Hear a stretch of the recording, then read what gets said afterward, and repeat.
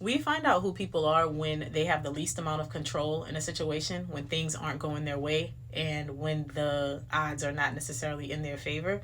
Because in those situations, if a person can maintain calm, if they don't become like super rage filled, if they're not a person who becomes disrespectful, they start to berate other people and they essentially lose self control, that is probably a person who is walking in the spirit. And the reason I say that is because it's not to say that people don't get angry. There is such a thing as righteous anger. There is such a thing as having a right to feel the way that you feel and displaying that in your actions, right? But what I mean is, we don't really get to see who a person is when everything is smooth, when all the things are smooth sailing, because there's no reason for you to be upset. There's no reason for you to be tempted to come out of your character. We really see who a person is when the odds are stacked against them. We really see evidence of true integrity when people behave in the face of adversity. And so the reason that I say that is because we all think that we know people. We even think that we know ourselves to a certain extent. But who are you when the pressure is turned on?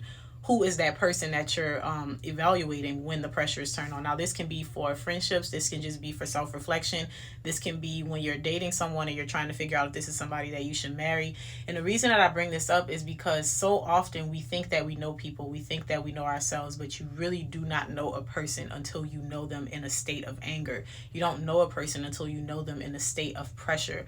And this is really important because there are going to be situations with the people around you, even with yourself, where there's going to be high pressure.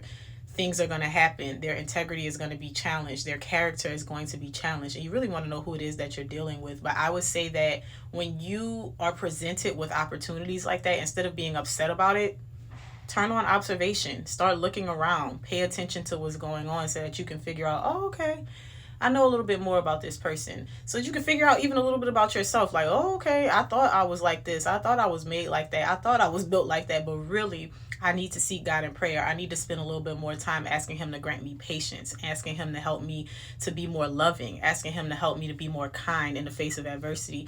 And these things are so important because it's all character development and it's all a part of that refining process. So